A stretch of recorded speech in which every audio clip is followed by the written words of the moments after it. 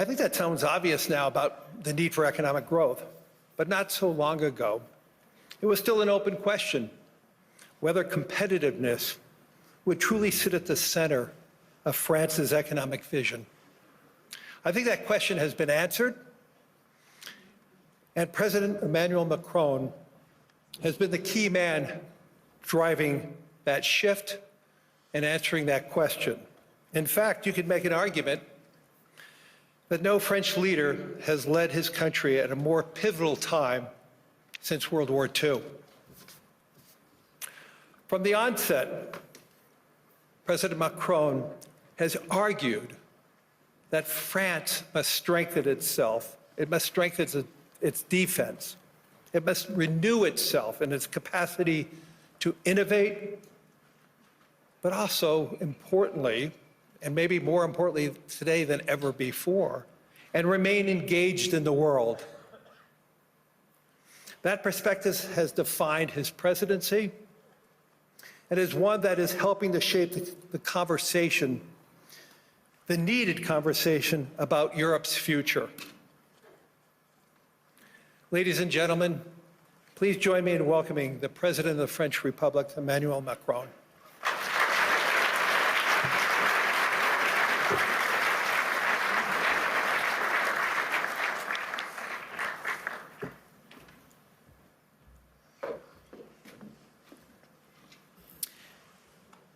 Thank you very much, Larry, for your words. Your Majesties, distinguished heads of state and governments, President Lagarde, ministers, ambassadors, business leaders, ladies and gentlemen. I'm extremely happy to be here, and it's great to be here, as the Financial Times would say. And it's a time of peace, stability, and predictability. So let's try to address the key challenge of this world in a few minutes' time. But it's clear that we are reaching a time of instability, of imbalances, both from the security and defense point of view and the economic point of view. Look at the situation where we are. I mean, a shift towards autocracy against democracy, more violence, more than 60 wars in 2024, an absolute record, even if I understood a few of them were fixed. And conflict has become normalized, hybrid, expanding into new domains, space, digital, information, cyber, trade, and so on.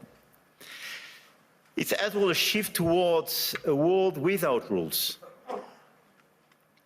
where international law is trampled underfoot, and where the only law that seems to matter is that of the strongest, and imperial ambitions are resurfacing.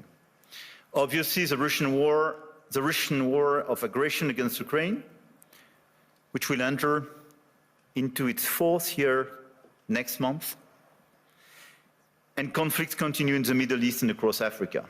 This is as well a shift towards a world without effective collective governance, and where multilateralism is weakened by powers that obstruct it or turn away from it, and rules are undermined. And I can multiply the examples of international bodies weakened or left by the key economies. And when we look at the situation, it's clearly a very concerning time, because we are killing the structure where we can fix the situation and the common challenges we have. Without collective governance, cooperation gives way to relentless competition.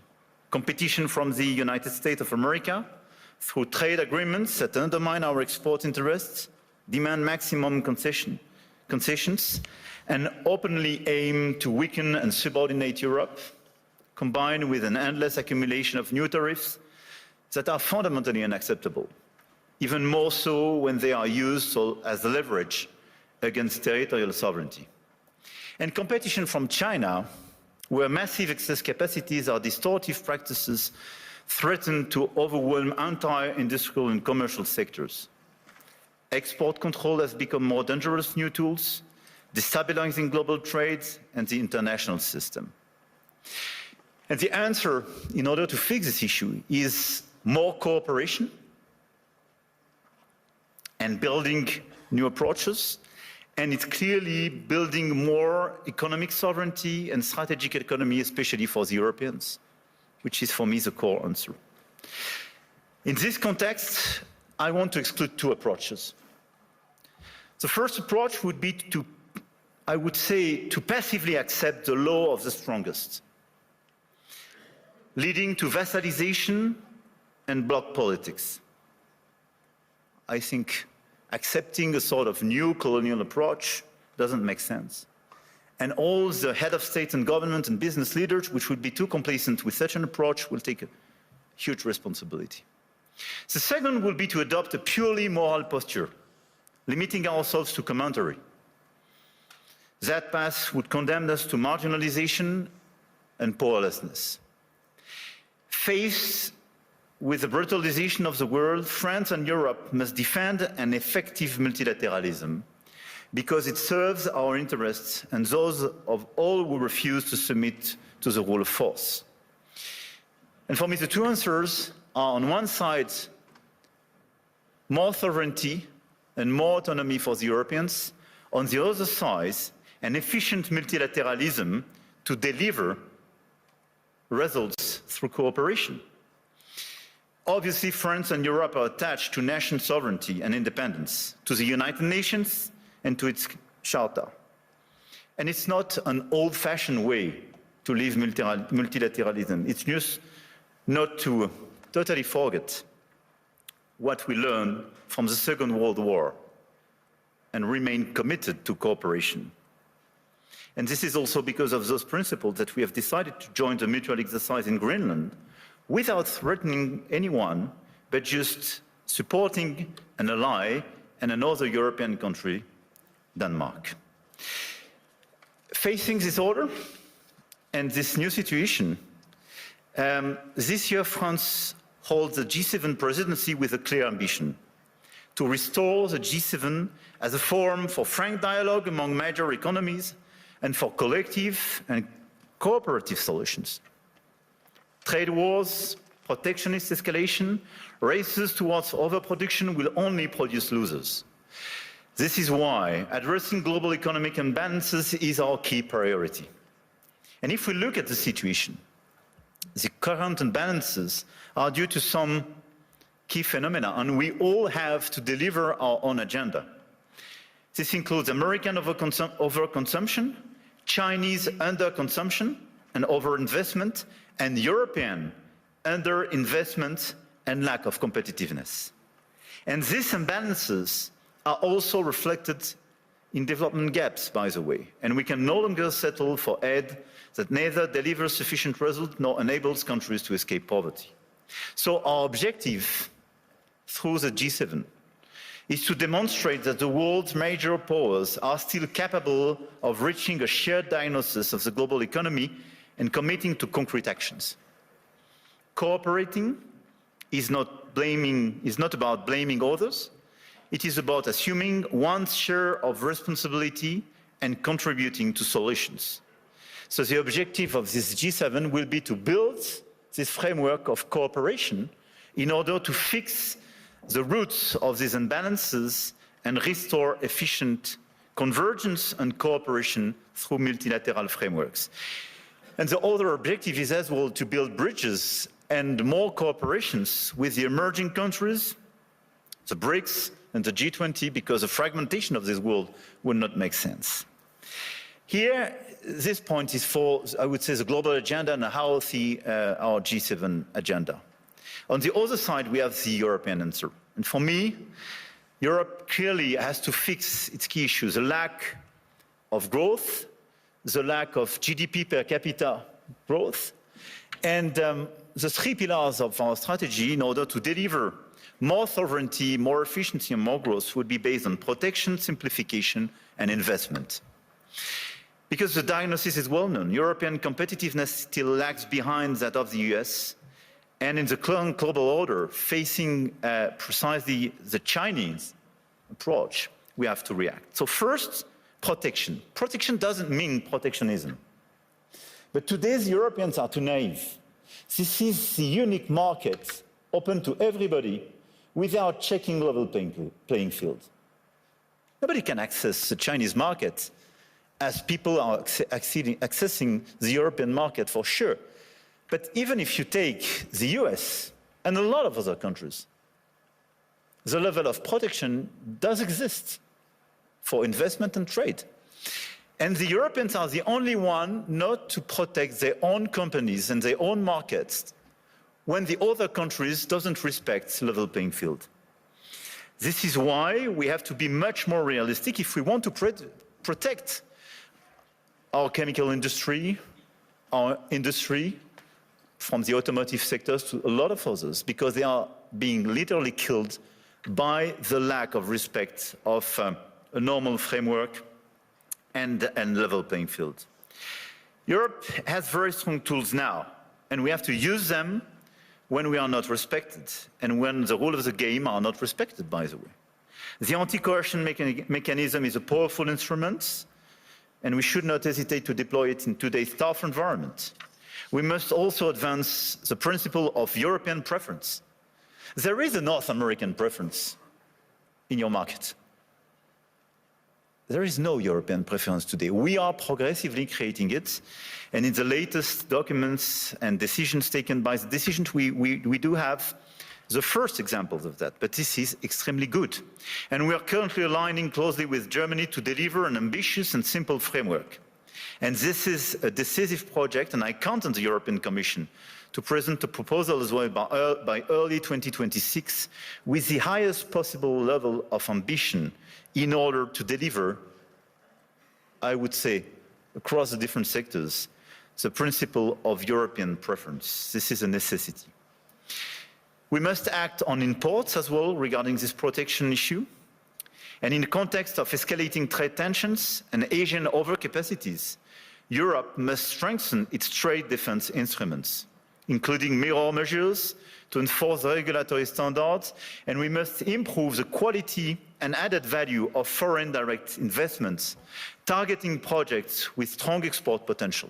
And this is core for the rebalancing with China. China is welcome, but what we need is more Chinese foreign direct investment in Europe, in some key sectors, to contribute to our growth, to transfer some technologies, and not just to export towards Europe some devices or products which sometimes don't have the same standards or are much more subsidized as the one being produced in Europe. It's not being protectionist, it's just restoring this level playing field and protecting our industry. So from safeguard clauses to mirror clauses to European preferences and incentives for more FDIs, this strategy is absolutely key. And in parallel, protecting our economies will also require a resilient strategy on both imports and exports to de-risk supply chains, particularly for raw materials, rare earths, semiconductors, chips, and to diversify our trade partners. The second pillar of the European economy and the European strategy should be simplification. And when I speak about simplification, we started with CSRD, CSDDD, and we have to do much more on different sectors, and we did it during the past few weeks on automotive, and we have to do it on chemical, digital, AI, banking, and so on. And the core of this simplification is sometimes to get rid of some recent regulations when they desynchronize in a certain way the European Union in comparison with the rest of the world. But we have as well to accelerate the deepening of the single market. On all these sectors, the 450 million inhabitants and consumers market should be the domestic market of all the EU companies. It's not yet the case as long as you have complexities. In doing so, we must ensure respect, technological neutrality and non-discrimination within the European Union. This is another pillar, another point of simplification. Neutral approach in terms of technology and non-discrimination. We discriminate during such a long time between the different sources of energies is it's counterproductive for the Europeans themselves. Companies have a role to play, and we must act, and you must act. And clearly, you must help identify and concretely help us to simplify where it is needed. But for me, this agenda of simplification is not a matter of discussion, but just implementation, speed and scale. The third pillar of the European strategy for more competitiveness and more autonomy is based on investment and innovation. We have to invest much more. If there is a GDP per capita so different between the US and Europe, 65% to 70% of the explanation is due to the difference in terms of innovation. And the US was much more innovative because of public and private investment. So in our budget for the months to come, because we will negotiate during the years, this year in Europe, we have to invest much more money in the critical sectors where the innovation will be made. AI, quantum, green tech, but as well defense and security. The size of our common budget is not the right one. We have to invest much more money in order to be much more credible and accelerate this innovation agenda. But at the same time, if you look at the situation, we don't have sufficient private investment. And this is one of the main differences. We do have the savings as the Europeans, much more than the US, by the way. But this saving is overinvested in bonds and sometimes in equities, but outside Europe. So this is why the top priority should be securitization program. It is prepared, we have to accelerate the implementation. And second, capital market union. Precisely in order to have more integration and simplification, but to have an efficient capital market union in order to invest much more money and use our savings to be invested on innovation and equity in Europe. This agenda for me is our top priority, both the global and the European one. And it is to be implemented in the months to come, because everything is about acceleration. And France is committed to deliver this agenda. We work very closely with our key partner. And at the same time, our objective for France is to stabilize our results and our macro approach, and to remain the highly attractive country we are. We've been the most attractive country of Europe during the past 6 years, and to consolidate our deep structural reforms and our key advantage. And on top of the business framework we have, I want here to insist on the fact that we have a competitive, stable, low-carbon electricity supply. We exported last year 90 terawatt-hours of electricity, and a low-carbon one, based on our nuclear model. We have world-class innovation and research capabilities, and we will improve them.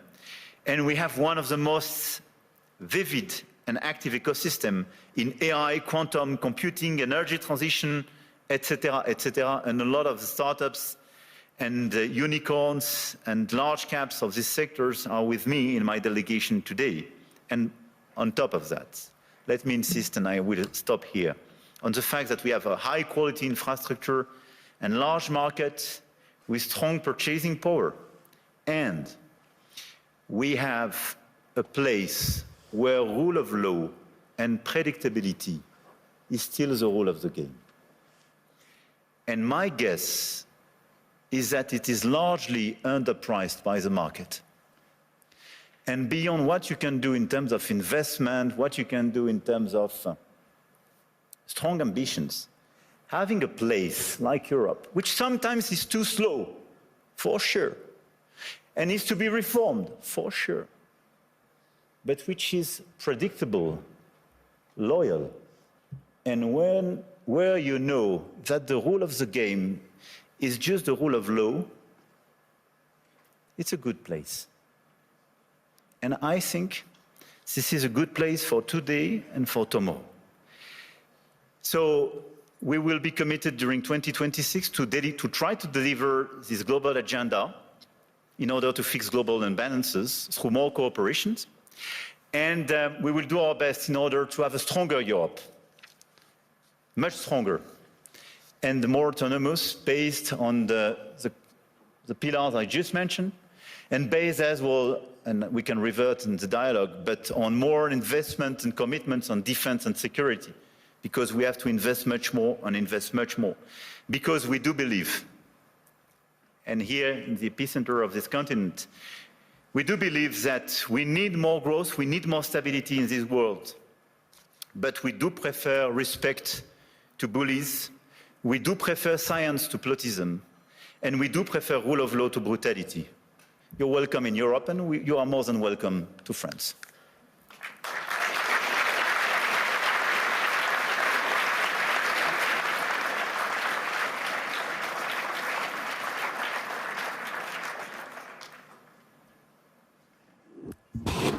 President, what I'd really like to ask you is, how's your last few days been?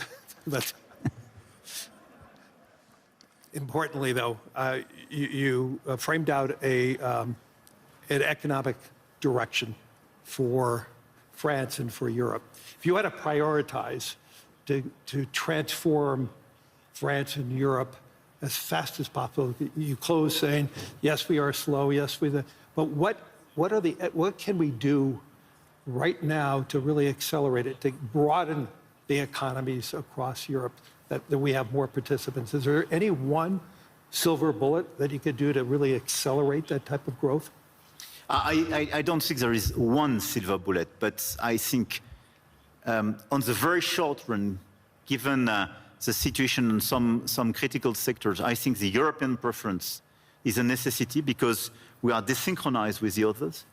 And the second one is clearly a big bunch of simplifications. The 28th regime, which is being prepared by the Commission, and the deepening of the single market is key.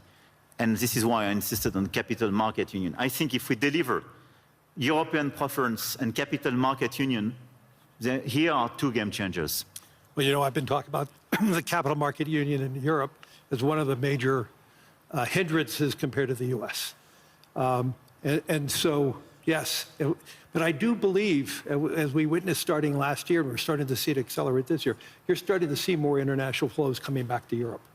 And so that is beginning, and so I do believe that will accelerate. But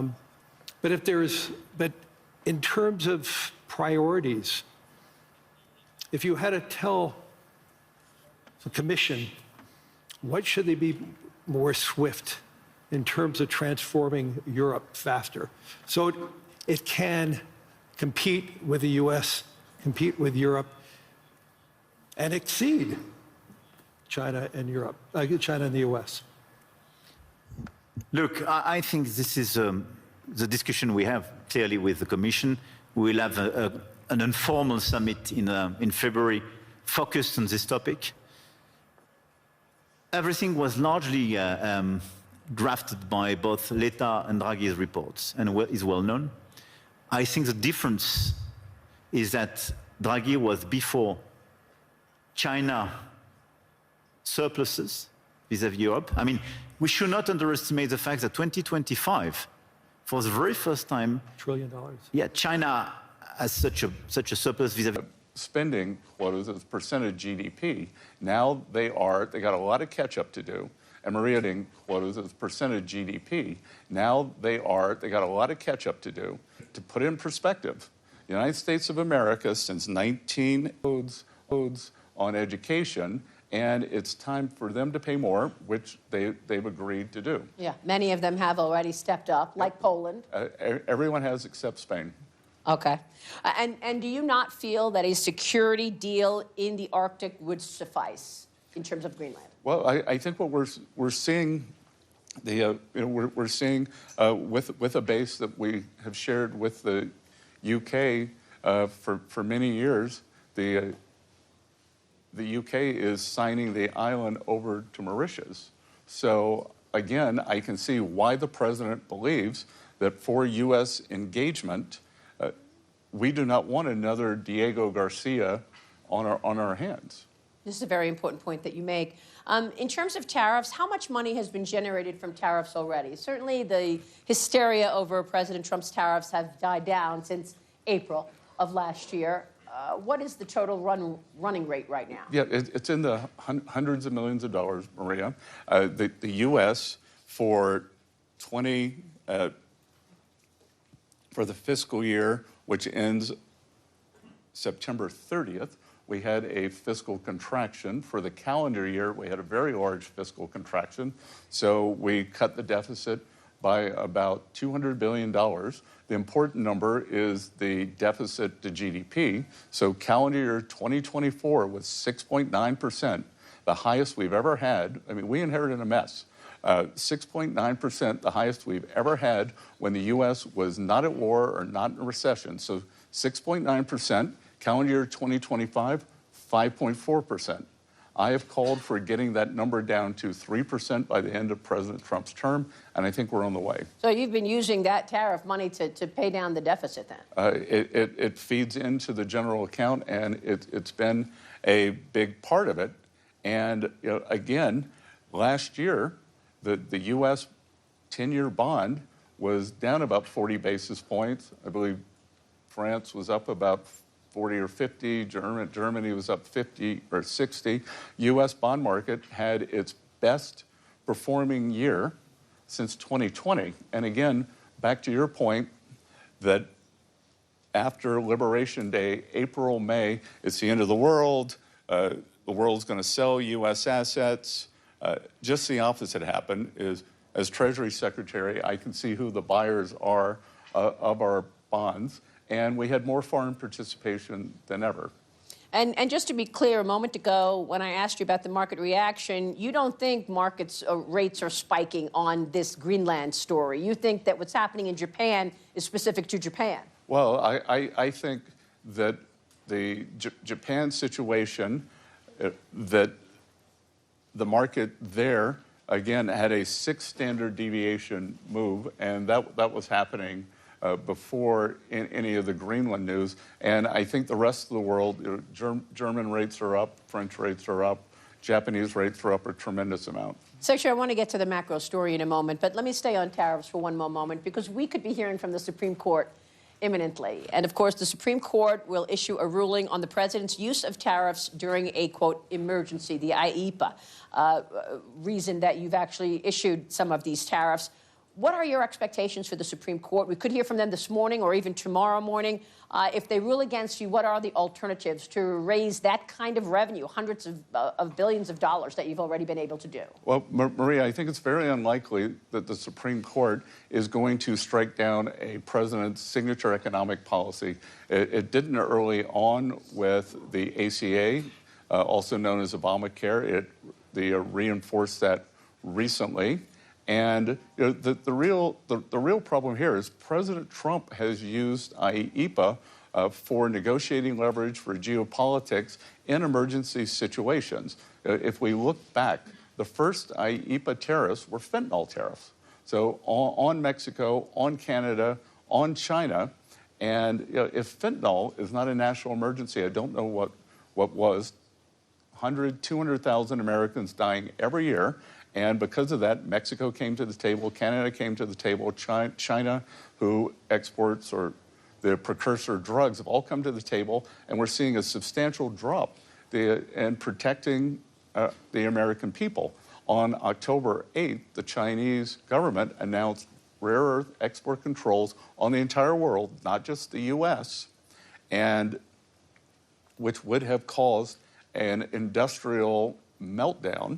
President threatened 100% tariffs on China if they did this. My Chinese counterpart, who's been a very good interlocutor, had gone quiet for a couple of days. Chinese immediately came to the table, and they rolled the export controls out a year. And President Trump insisted that I negotiate on behalf of the whole world. So, in terms of the U.S. leading, this is what U.S. leadership looks like. He was able to use IEPA tariffs to negotiate for the entire industrial world. So I think it's very important here. I'm glad you mentioned China. I'm going to come back to China. But while we're here, what is the latest timetable on the much-anticipated bilateral trade deal with China? I had a meeting with my Chinese counterpart here in Davos last night, Vice Premier Hu Feng.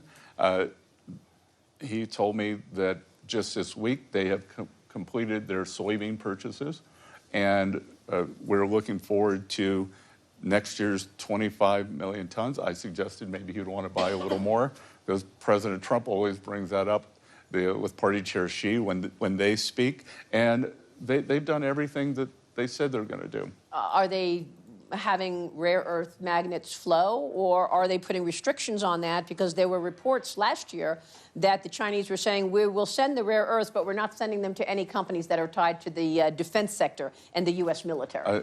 They are flowing as expected. We are in a fulfillment rate that's in the 90s, which I think is quite satisfactory. So they didn't stop, even if it's a defense company? Because I believe they tried to do that with Japan as well. Well, Japan and China have gotten in a skirmish over some remarks that the Japanese prime minister made. So the U.S. is immune from that. Okay, let's talk macro. The U.S. economy seems to have been doing much better than many expected. We had a 4.3% read in GDP last quarter. How would you assess the United States economy? I think that it is very strong and likely accelerating. And Maria, just to be clear, that 4.3% GDP was private sector GDP. So, or actually after the fiscal contraction. So the real number was 4.7. The government contracted by 0.4, so that got us to 0.3. So that is pure private sector GDP. And President Trump's economic policy, tax deals, trade deals, and deregulation, the deregulation, which I think is probably the most powerful part, is really just starting to kick in now. So we have the tax deal, one big beautiful bill, done on July 4th, which no one said could be done. And it contains the full expensing for U.S. corporates on equipment, for factories, for ag structures. On the other side, for working Americans, the president's signature policies: no tax on tips, no tax on overtime, no tax on Social Security, interest deductibility, auto loans if you buy an American car. So we're seeing this wonderful balance between industrial America and Main Street America. I am also the IRS commissioner, and we did not change the withholding guidance. So we're going to see, as commissioner, I can see there are going to be very substantial tax refunds coming to working Americans in the first quarter. They'll change their withholding. They'll get a bump up in real incomes. Because of the expensing, we're seeing 12, 14% CapEx growth in the U.S., and historically, you have never seen a CapEx boom without seeing employment follow. Yeah, you've got a CapEx boom and a productivity boom as well. 4.7% is much better than so many people expected last year. Are you expecting the economy to, at one point, hit 5% as well? Well, the Atlanta Fed GDP number, which is a very noisy number, is now reading 5.3 because remember, the fourth quarter GDP included the Schumer shutdown. So some of that will be pushed into the first quarter. So I'm expecting that we could be well north of 3, and we'll have inflation coming down. As you said, productivity is very high, and we have measured inflation and observed inflation. And with the observed inflation, I think we can see that prices are already down, and that will trickle into the CPI and the PCE, which the Fed looks at. Well, it's a good point, because there is still a perception that prices are still high. Well, prices are high. The Biden administration was a wipeout for working Americans. That the price level increased by 21, 22, 23%. But our friend Jason Trennard, the strategist, has something called the Common Man Index, and that is what do working Americans buy? So basket of groceries, insurance, rent, car payments, and that was up in the mid-30s. So very difficult, other than with energy. The president, through Drill Baby Drill, has gotten gasoline prices down. We're below $2 in many states. National average is below 3, even if you throw in the outlier of California. And so that we can get down. And we are working every day to get things down. And affordability is two pieces. Affordability is price level, but it's real incomes. Real incomes have gone up every month since President Trump took office. And as I said, I think we're going to see a big year for real incomes this year. Wow. And you said in terms of the tax refunds, are we talking about thousands of dollars that people will be getting as a result? We could see, for working families, for each wage earner, we could see up to $1,000 per wage earner. Okay. You said that prices are still coming down, but they're still elevated. The president announced many things, a litany of things, just in the last 100 days. And I want you to walk through some of these things and tell us why they're important, because he put a ban on large institutional investors purchasing single-family homes. He asked for $200 billion purchases of mortgage-backed securities. And he put on a proposal for a 10% cap on credit card interest rates. We know credit card interest rates are always soaring, up to 28, 30% in some cases. That's going to cut into earnings of the bank, certainly. And he also teased something about 401ks, that you would be able to tap into your 401k to then buy a home. Walk us through these things. Why are these so key, in your view, to growth and to reining in prices? Well, here, why don't we start from the beginning?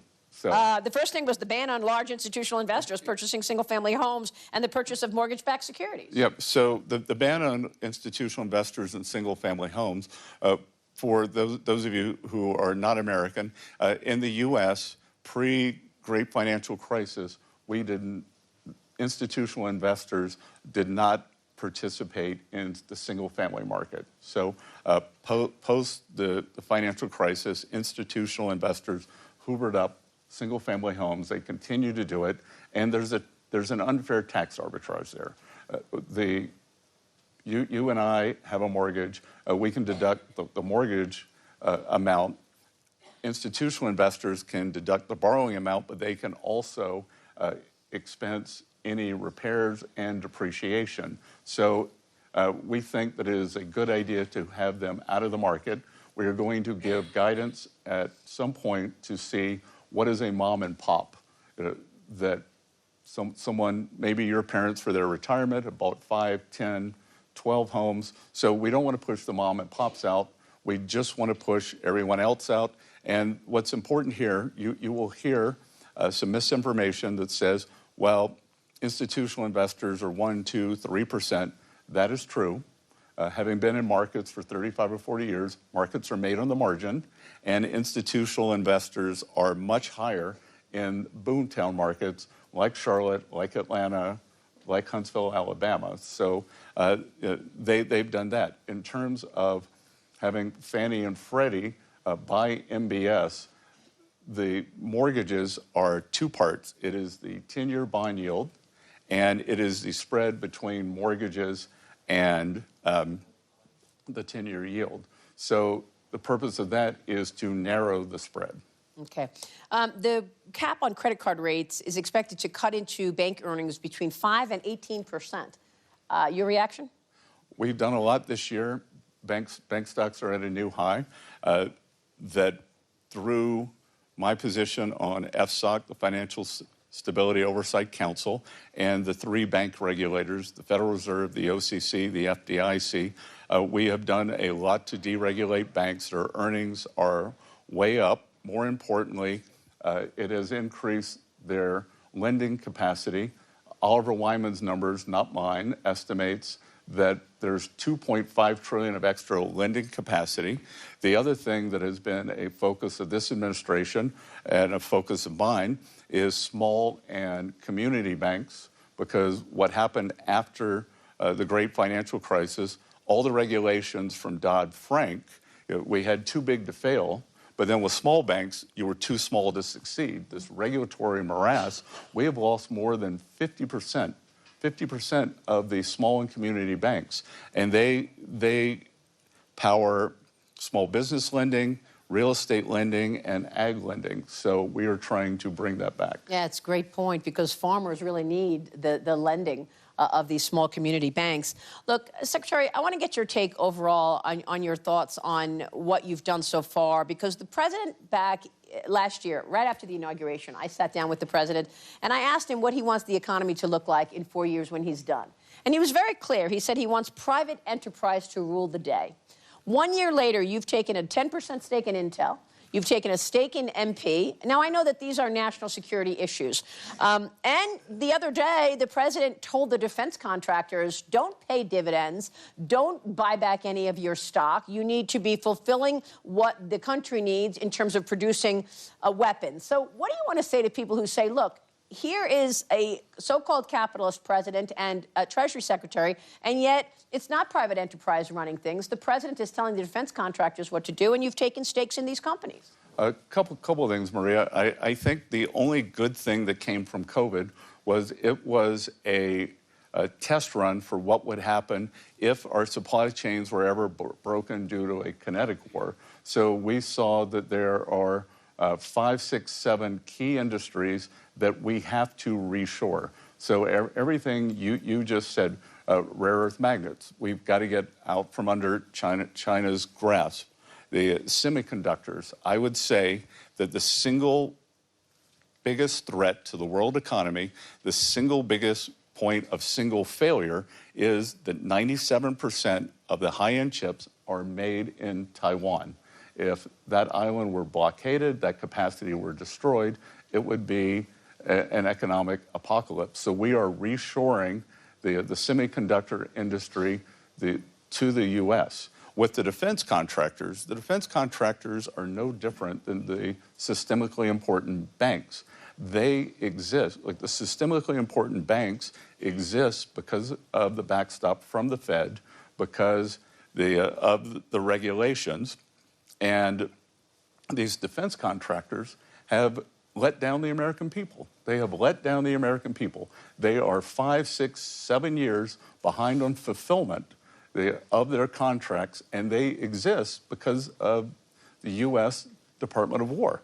So I do not think it is unreasonable to tell them that until further notice, you need to build more factories and buy back less stock. And by the way, Maria, these CEOs making $30, $50 million a year for failing the American people. So I don't see any discrepancy there. And it's, as you said, everything on your list is national defense. And so once they get to some normalized level of backlog, I don't know whether it's 2 years, 3 years, then we can talk about removing those restrictions. So what you're saying is you want private enterprise to lead the day, but when it comes to national security, the government will be a shareholder. And again, a lot of this isn't private.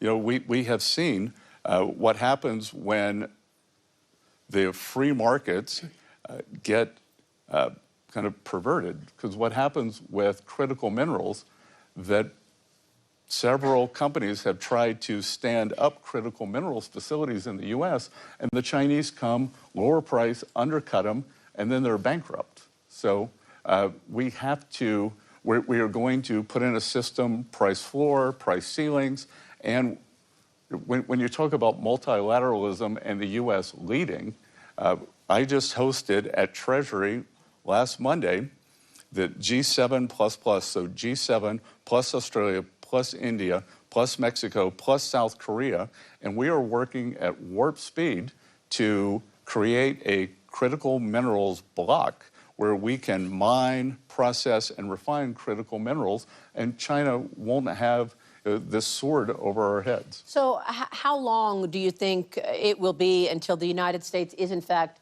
independent in terms of the refinement of these minerals, independent in terms of oil, et cetera? I mean, I know that the U.S. is the largest producer anyway, but do you expect this year, next year, what's your timetable in terms of the U.S. not relying on China for these things? Well, obviously for energy, we are independent. We're an energy superpower, and I would say 18 to 24 months. I went down about 2 months ago to my home state of South Carolina, and in South Carolina, for the first time in 25 years, there's a producer there who made rare earth magnets. So they are starting to come off. The the supply chain. They believe that within 2 years, they can fulfill most of the rare earth magnet needs for the U.S. And then we also want to help our allies because the supply chain is important. Mm-hmm. What do you want to say about sanctions, something else you've been working on, of course? What are you planning there in terms of Iran and the impact there? Do sanctions actually work?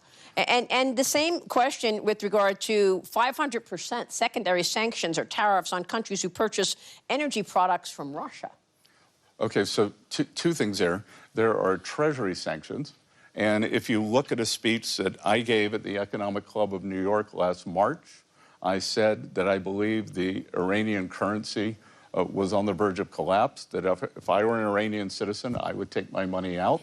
President Trump ordered Treasury and our OFAC division, Office of Foreign Asset Control, to put maximum pressure on Iran, and it's worked. Because in December, their economy collapsed. We saw a major bank go under. The central bank has started to print money. There is a dollar shortage. They are not able to get imports, and this is why the people took to the street. So this is economic statecraft. No shots fired, and things are moving in a very positive way here. On the 500% tariffs on the buyers of Russian oil, that is a proposal that Senator Graham has in front of the Senate, and we will see whether that passes. We don't believe that President Trump needs that authority, that he can do it under IEPA, but that the Senate wants to give him that authority. And just to be clear, that we have Europe buying Russian oil still 4 years later, they are financing the war against themselves. India started buying Russian oil after the conflict began, but President Trump put a 25% tariff on them, and India has geared down and has stopped buying Russian oil. And then 3, China is a very large buyer of Russian oil, as they are of Iranian oil, as they were of Venezuelan oil. But guess what, Maria? No more Venezuelan oil for them. So would you treat China the same as the others in terms of buying Russian oil with regard to tariffs and sanctions? Well, we'll see what happens with this Senate bill and with the Iranian oil. That'll be up to President Trump. Secretary, what do you want to say about artificial intelligence and the idea that AI efficiencies will likely kill jobs? A lot of people are worried about jobs. Do we have a plan in the U.S. government right now in terms of job creation in the face of AI efficiency killing jobs? Well, Maria, we are seeing the record factory groundbreakings. That's why President Trump wants to bring back these precision jobs to the U.S. And historically,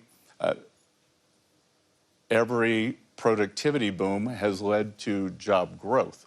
Now, can there be some toing and froing in terms of people changing professions? I can't remember what the number is. Maybe you know it. 50–60% of the professions today didn't exist 30 years ago. Well, it's a big number. Technology. It's a big number, but it's something we're very cognizant of. We haven't seen it in the numbers yet. I think that it could be very different than what we saw with the China shock. The China shock was a blue-collar phenomenon. My guess is the AI shock might be a white-collar phenomenon. We'll see. Secretary, as we wrap up here, a moment ago, you said, look, you've been dealing with markets for a long time, your entire career. What do you think of markets today? I mean, the market has been rallying on the president's policy. Today, of course, we're seeing a sell-off. But do you think the markets are getting it right in terms of rallying on the president's policies going into this Davos meeting? I try not to the extent I had success in the markets, it was not making short-term predictions. But I can tell you what has been very heartening for me. I don't have time to follow the markets as closely, but to the extent last year before, everyone said, oh, this is just Mag 7 stocks, it's not healthy. We've seen a big broadening out in the market. The Russell index, the smaller cap stocks, has outperformed, the S&P equal weight has outperformed, and I actually think that that speaks to the economic recovery. You know, we're seeing it across all sectors. Our friend Ed Hyman at ISI does these corporate surveys. Corporate surveys are the highest that they've been since June 22, and I think you're starting to see it in all sectors of the market. And the market follows the economy. And again, I just think that we have the best place in the world. Come, build your factory, you have tax certainty, you have regulatory certainty, and you have energy certainty. And of course, deregulation. And that was one point that I wanted to make before we wrap up here, that Mario Draghi wrote a report 2 years ago about regulation in Europe, and the fact that the largest market cap company in Europe is Novo Nordisk because of Ozempic, about $400 billion or so. And we just saw NVIDIA in the United States hit $5 trillion. Well, clearly, Maria, the innovation, the change, and the ability to adapt is in the U.S. The U.S. is the innovation capital of the world. I don't think anything's going to change that. I was just asked in another meeting by some business leaders, what advice would you give to Europe? And I said I would operationalize the Draghi report, because the EU was supposed to cut down on red tape, but it is logarithmically increased it. When I talk to tech executives, they will tell me it is easier doing business in China than the EU. Wow. That's not a great stat. I had a European businessman come to see me the other day. He said, Secretary Bessent, it took me 3 days to get an appointment with the White House and with you. It took me 90 days to get an appointment with Ursula von der Leyen, and we are one of the largest employers in Europe. So there's just a different mindset here, and I think the mindset has got to change. It's got to change to a growth mentality, and that's President Trump's invitation is we are growing, we're deregulating, and come and join us. The U.S. is going to host the G20 meeting next year, and on the finance track, we have identified the greatest financial risk as a lack of growth, because post-COVID, every government balance sheet has ballooned, and we have this gigantic government debt. There are two ways. You can either cut your way out of it through austerity, no voter wants that, or you can grow your way out of it. So we are inviting the world, come grow with us, prosper with us, and we can all do it together. Secretary, thank you very much. Good. U.S. Treasury Secretary Scott Bessent, thank you so much. Thanks, Maria.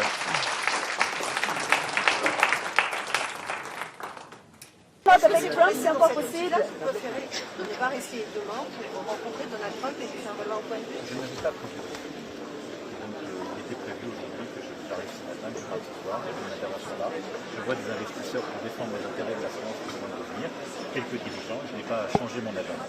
Et le fait qu'il tweet votre message, comment vous réagissez? Pas de façon particulière, je crois d'être cohérent entre ce que je dis à l'extérieur et ce que je fais de manière privée.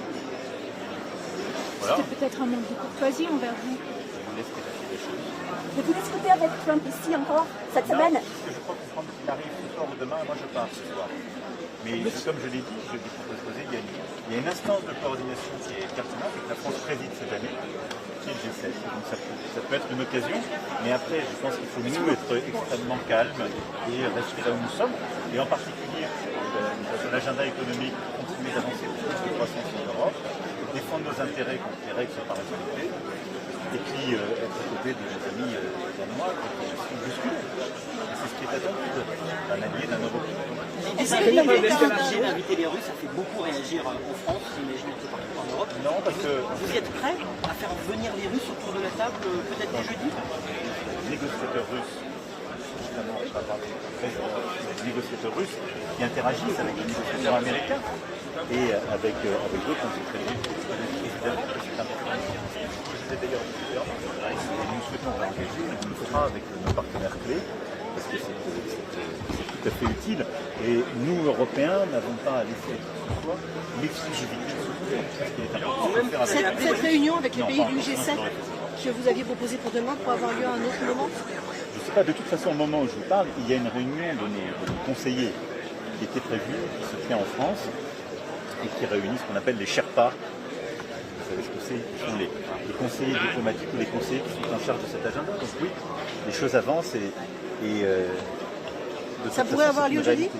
Je ne sais pas vous le dire et je ne vais pas m'y engager parce que ça ne dépend pas que de moi. Qu'est-ce que vous dites aux producteurs de vin et de champagne? Vous leur dites ces droits de douane supplémentaires que veut imposer Non, je Donald leur Trump? dis, attendez, Dès que d'abord, ça va arriver? non, écoute, qu'on reste tous calmes.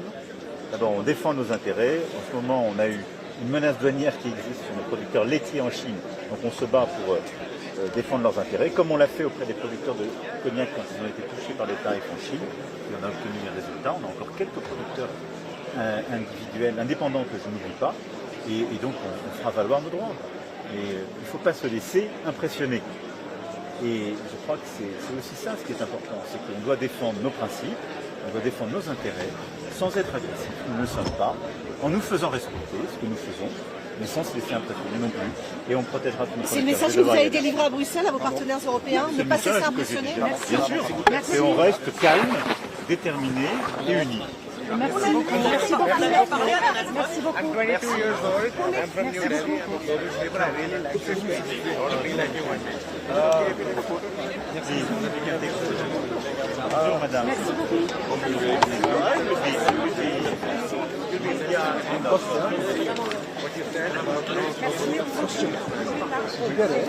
Monsieur le Président Lula, deux questions sur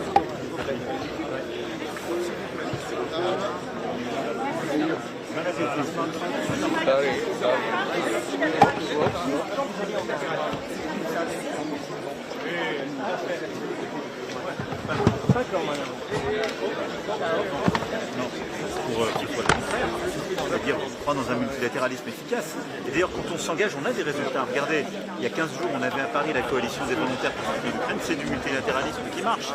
On a fait. Non, on avait. Il ne faut pas se laisser impressionner. Il faut rester calme. Non, non. Les mots sont pas. Il faut rester calme, il faut rester sur nos principes. Il ne faut pas baisser les yeux. Et il ne faut pas céder à la loi du plus fort ou à une technique d'intimidation. Il faut avancer. Il ne faut pas céder à un ordre qui serait la loi du plus fort. Il faut défendre nos intérêts, mais défendre aussi nos principes.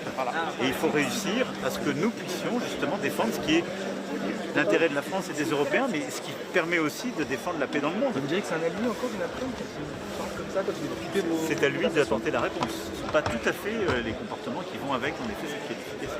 Ok, un ami? Encore moins. Je ne suis pas là pour qualifier ou pour commenter, moi je suis là pour agir. Je défends l'économie française quand elle est attaquée par des choses qui sont injustes. Non, je défends une Europe plus forte depuis 9 ans.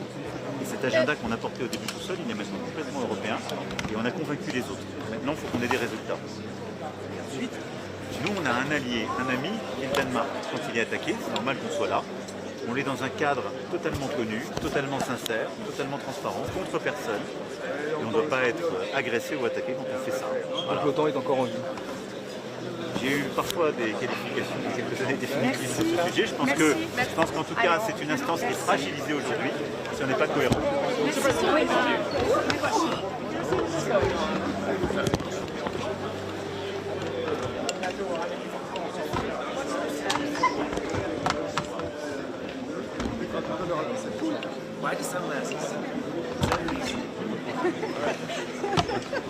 Mr. President, a word for British TV. That was good. We have already made Mr. President. I'm so sorry. I'm not with the British. I'm so sorry. It's popular. Come on. Mr. President, Donald Trump. L'accord avec les deux, ça va s'arrêter au Parlement européen, Monsieur le Président. Merci beaucoup. Monsieur Macron. Merci beaucoup. Merci beaucoup.